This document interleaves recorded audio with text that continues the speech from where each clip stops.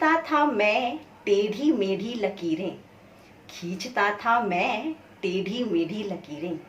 आपने कलम चलाना सिखाया, मेरे मन में जलाकर ज्ञान का दीपक, मेरे मन में जलाकर ज्ञान का दीपक, मेरे मन के अंधकार को मिटाया।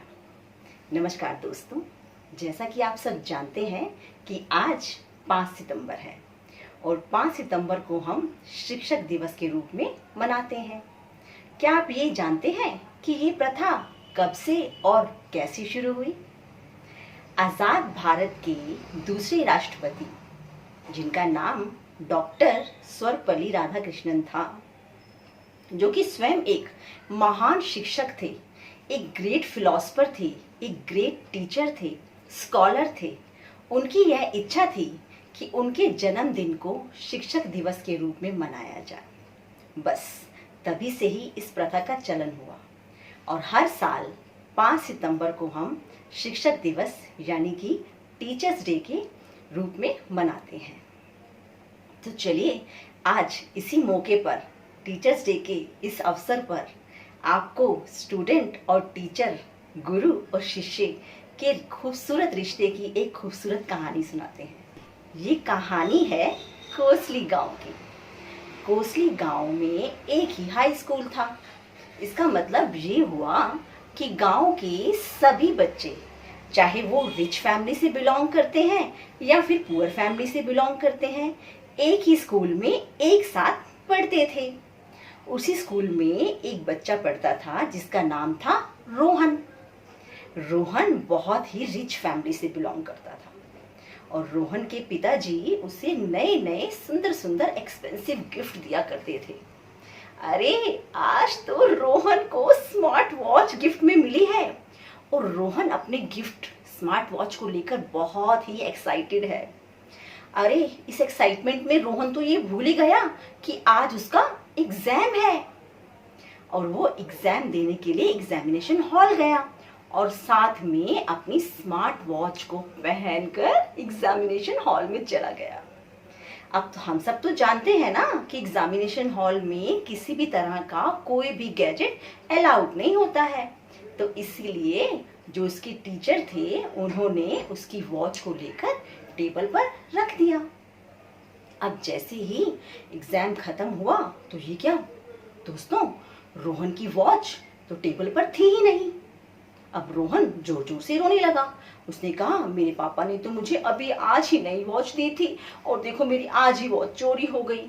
तो जो उसकी टीचर थे उन्होंने कहा कि बेटा तुम घबराओ मत, तुम्हारी वॉच मिल जाएगी। अब जो टीचर थे वो समझ गए कि कोई बच्चा बाहर से अंदर नहीं आया और अंदर से बाहर नहीं गया। इसका मतलब ये हुआ जो इस हॉल में बच्चे बैठे हैं उन्हीं में से ही किसी एक बच्चे ने उसकी वॉच को चुराया है। और उसी हॉल में बैठा था नीरो, जो कि एक अनाथ बच्चा था और नीरो ने ही वो घड़ी चुराई थी। अब जब नीरो को पता लगा कि प्रोफेसर, टीचर उन सबकी तलाशी लेंगे एक एक करके, तो वो डर गया, अंदर ही अंदर कांपने लगा और मन ही मन में सोचने लगा कि आज तो मैं पकड़ा जाऊंगा और मेरी बहुत इंसल्ट होगी। हो सकता है मेरे टीचर मुझे बहुत मारें, मुझे पनिशमेंट दें, हो सकता है वो मुझे पुलिस के हवाले कर दें। आज के बाद मैं कभी स्कूल नहीं आऊँगा, मैं कभी पढ़ाई नहीं करूँगा, मैं सब कुछ छोड़ दूँगा, या हो सकता है मेरा इतना बुरा हाल हो कि मैं मर जाऊँ। अब ये सारे नकारात्मक विचार नीरव के मन में, दिमाग में घूम रहे थे क्योंकि उसने वो घड़ी चुराई थी और वह मन ही मन में डर रहा था। अब यहाँ पर टीचर ने सभी बच्चों से कहा कि आप सब अपने आँखों पर पट्टी बांध लीजिए, आप सब अपना अपना रुमाल निकालिए और सब उस रुमाल से अपने आँखों पर पट्टी बांध लीजिए। सभी बच्चों ने ऐसा ही किया, सभी बच्चों ने अपने आँखों पर पट्टी बांध ली। अब जैसे ही सब टीचर सबकी तलाशी करने लगे तो जब नीरो की बारी आई तो नीरो के पास घड़ी मिल गई। अब जैसे ही नीरो डर के मारे चिल्लाता, तभी प्रोफेसर ने उसे श्श करके शांत करा दिया और कहा कि मैं तुम्हारी ये बात किसी से कुछ नहीं कहूँगा, लेकिन तुम्हें आज मुझसे ये वादा करना होगा कि आज के बाद तुम कभी भी चोरी नहीं करोगे। नीरो ने अपने टीचर के साथ वादा किया कि जी टीचर, आप मुझे आज बचा लीजिए, आज के बाद मैं कभी भी कोई चोरी नहीं करूँगा, मैं एक अच्छा इंसान बनूंगा। तो टीचर ने नीरो को कुछ नहीं कहा। अब कई साल बीत गए, इस घटना को हुए कई साल बीत गए। 15-20 साल बाद नीरो एक बहुत बड़ा पुलिस ऑफिसर बन गया था। नीरो एक ईमानदार पुलिस ऑफिसर था। नीरो ने एक बार चोरों के झुंड को पकड़ा था, जिसके लिए उसे सम्मानित किया गया। सम्मानित किया गया मतलब कि उसको पुरस्कार दिए गए।